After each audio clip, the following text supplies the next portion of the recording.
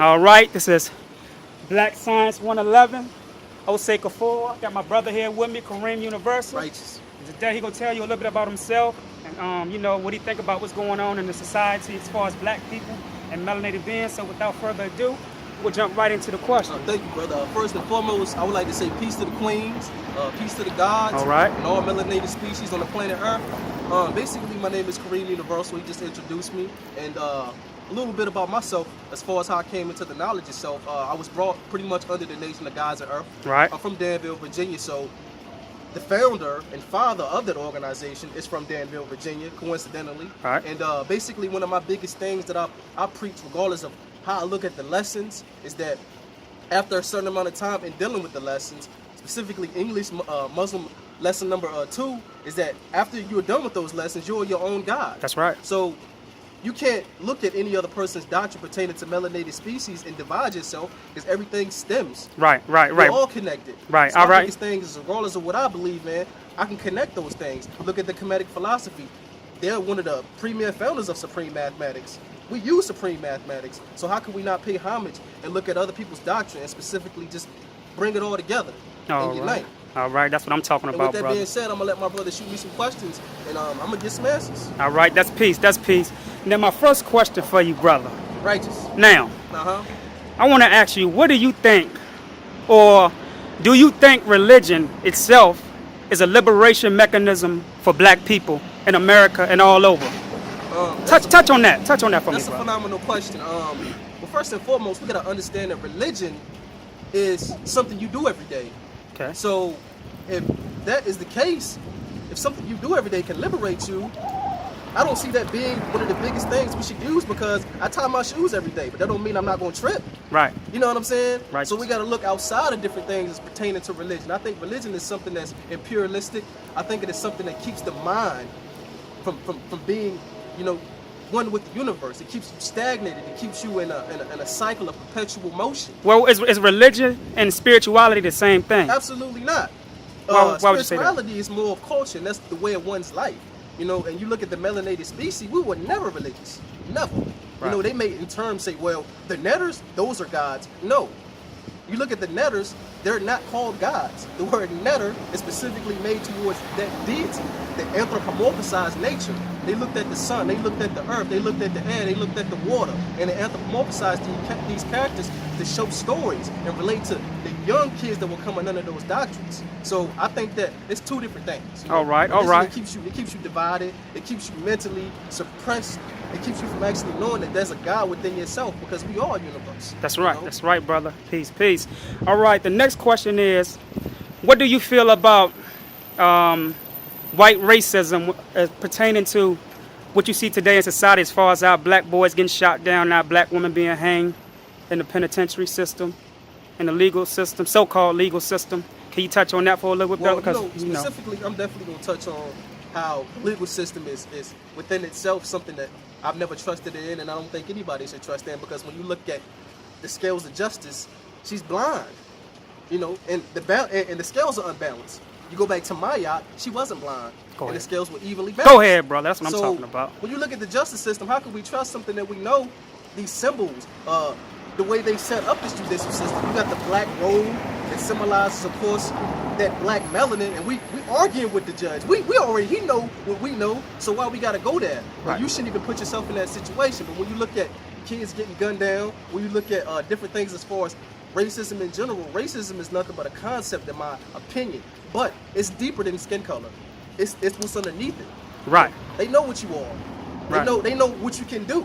So the question I would presume by ask anybody is that if we know that, then why are we still part of this system? Correct. Why do we say, oh well, I hope when I go to court this? No. We can't trust in the judicial system. That's and right. We can't trust in anybody to give us justice but us. And that's being equal with oneself. Once you're equal with oneself and you know self, that is a universal justice. Right. The next question is, that's what I'm talking about, brother. The next question is, our people have been praying to Christ for over 400 years, correct? Mm-hmm. And we are the highest prayers in the world. Righteous.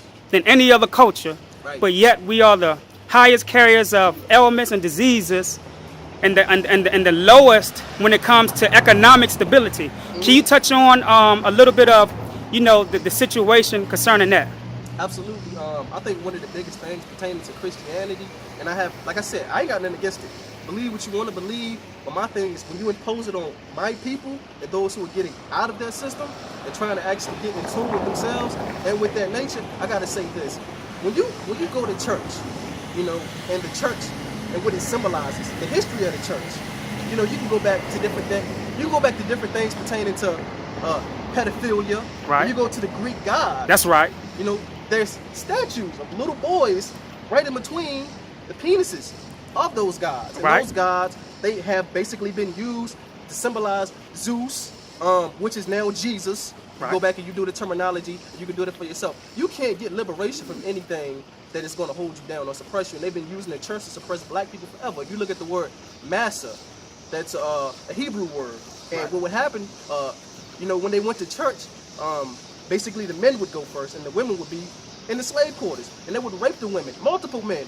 And as they raped them, they continuously raped them. That woman wouldn't know what seed it was, and she would cry out, please stop this, I can't take this. And Right. they would say, well, what's my name? What's my name? And they would say, Master. They would say, no.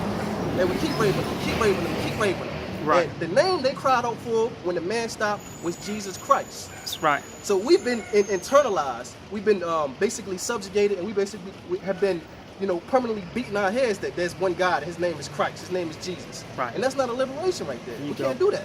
Right. So where did they get the concept of Jesus? Did this come out of kemetic doctrine, kemetic mythology?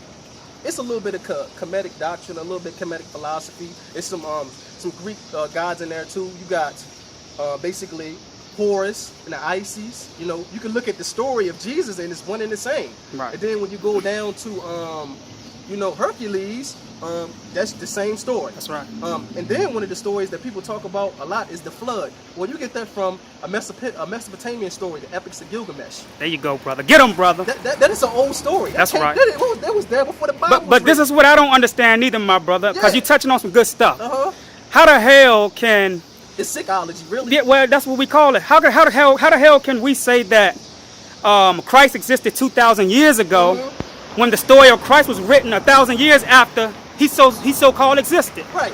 You know, so the chronology is not adding up. Right. We are psychologically out of our minds. Spiritually, I'm talking about. Absolutely. And this go beyond mental. Absolutely. And then what you gotta understand, that my brother touching on, chronology is important. People say, well, chronology is important, but God does things in his own accord. But my thing is this: if you would do anything accordingly to a certain pattern, wouldn't you leave some type of history for people to go back and say, well, I got evidence this actually happened? See, one can exist by itself. Right. Two can't. Two needs one to exist. That's right. Three needs two to exist. Four needs three to exist. Uh-oh. Everything starts with one. Mathematics. So when you get to mathematics, you really understand that it's 1, 2, 3. You know, all these other numbers, they stem from the beginning. So what is the beginning? You know? Right. So we can't be so blinded and so fooled by the spookism that we say we're not going to ask any questions. We got to ask questions. Why, what, when, and where. Right. Next question, brother. What do you claim, and do you have a religion? I don't have a religion. Like I said, I came under the nation of gods and earth, but I never constrain myself to any doctrine.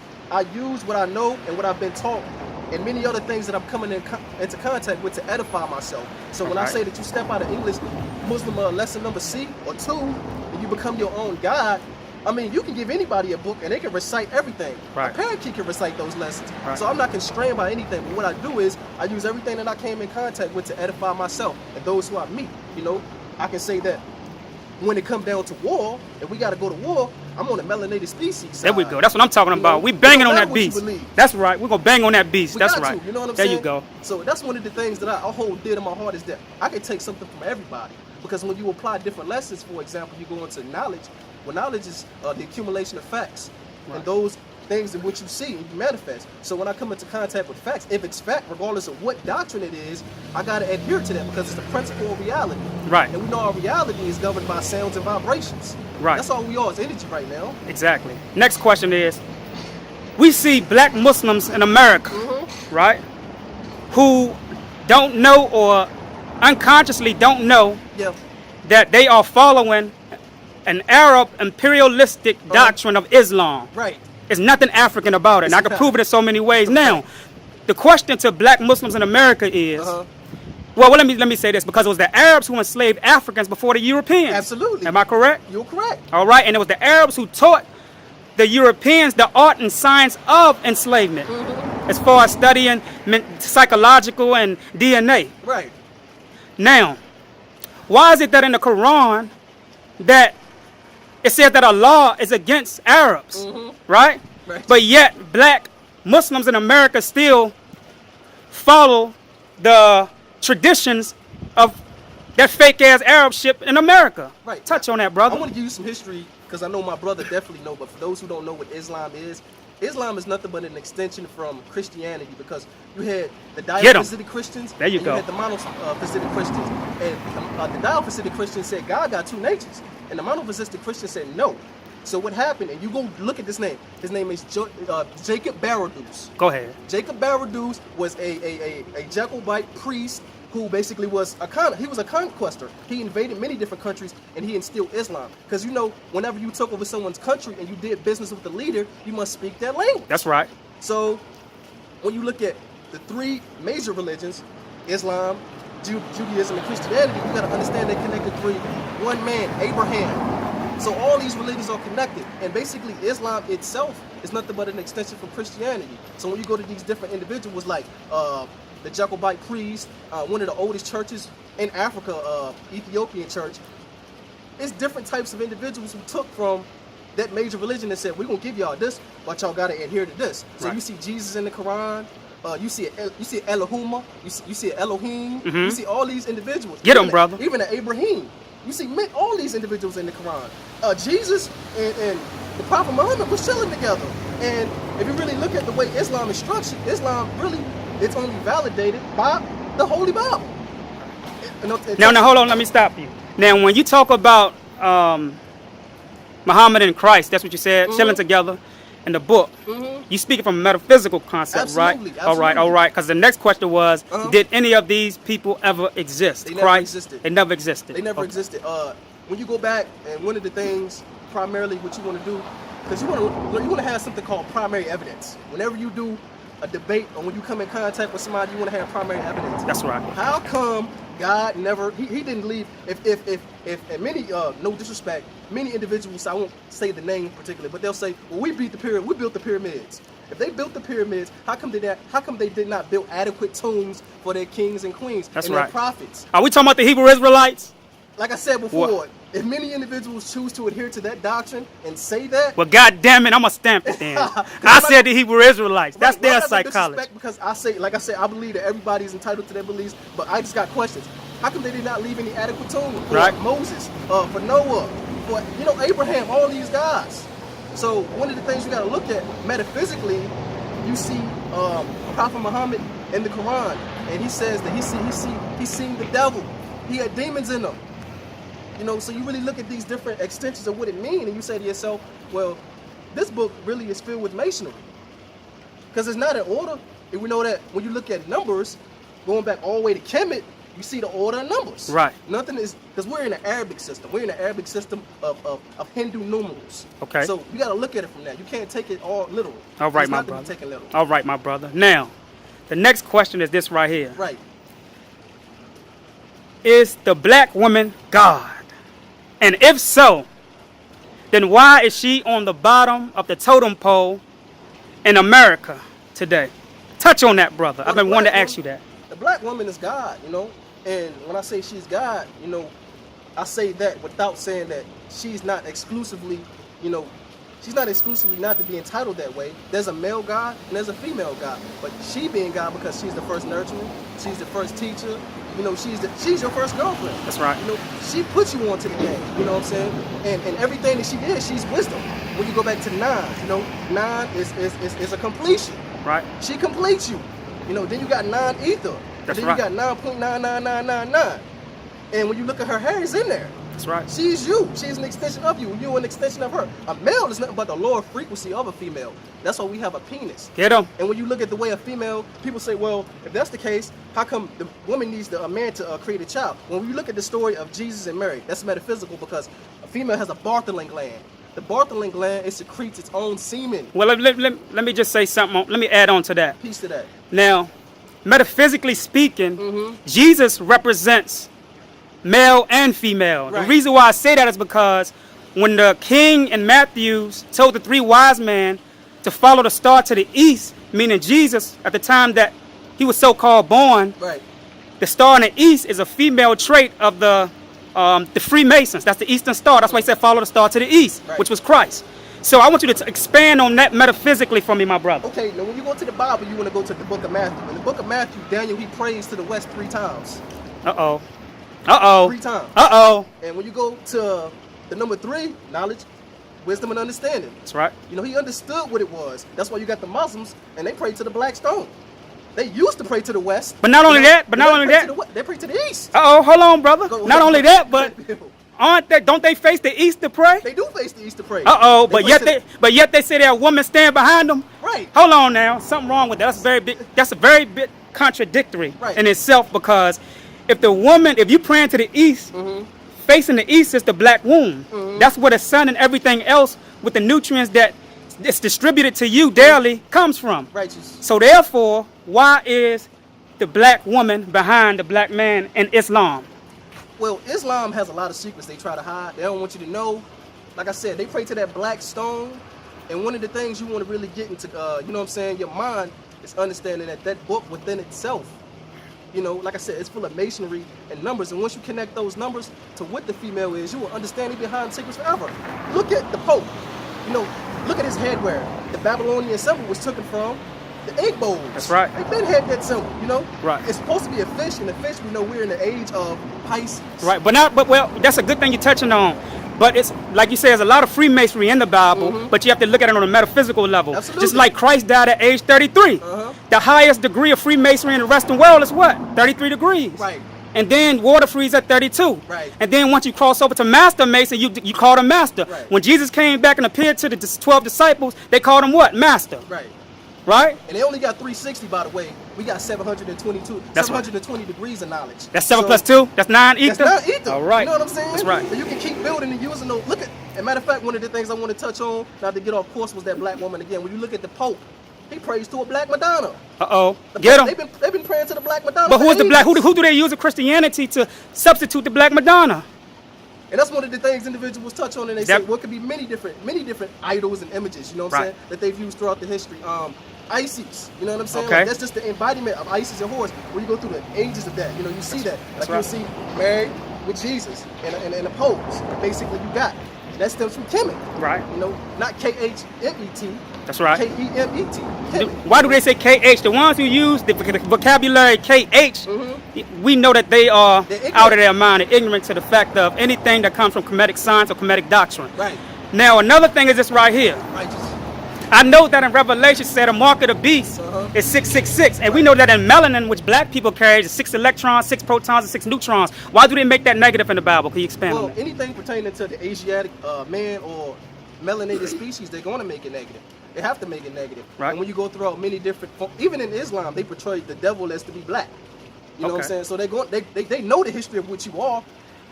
It's not what you want to see. It's what they make it is. But we know these numbers. Like he spoke on 666. You know, when you do the math on that, we know 6 is build or destroy. That's You know right. what I'm saying? That's right. So they know we built civilizations. But when you They take know that 6 and you turn it upside down, it That's becomes a 9. There you go. They know we build it. They know what's in us. So it's nothing to do with what you think it is. Because we say, oh well, team light skin, team dark. No, we're one melanated species, and that's where the brown seed come from. Many individuals look at the story of Yakub and what that touched on. You know, Yakub. Anybody who takes that story literal, no disrespect, but you're out of your mind. It's a metaphysical story pertaining to.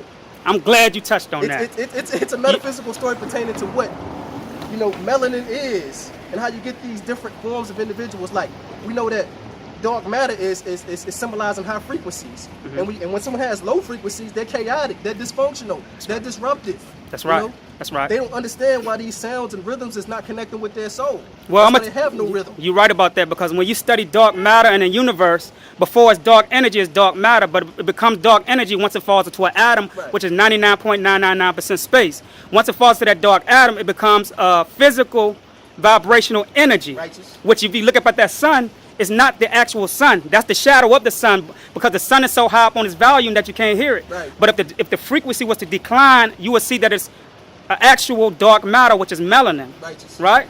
So this is why you today can get vitamin D from the sun, because you have that same dark matter in your skin. You Right. convert sunlight to energy. It's like plants use a process of photosynthesis to convert sunlight to energy, correct? Right. All right, so And that's why they got, not to interrupt my brother, cut his wisdom, but that's why you got Blade. And Blade was a day walker. And when you look at the last movie of Blade, they had Dracula. right, And basically, Blade was the only, he was a day walker. okay, And you had the vampires that were European. They even wore the medieval robes, if anybody didn't catch that metaphysical aspect. And they would go in the darkness. And Right. Blade hunted in the darkness. But he can go out in the day. They couldn't. right. So that symbolized that melanin. Right now, what you think about the Illuminati? Because we get a whole lot of spook stuff out here today in society about the Illuminati. We give a lot of our energy to these Illuminati, aka international bankers, i.e. Rockefeller, Rothschild, Bilderbergers, and we know that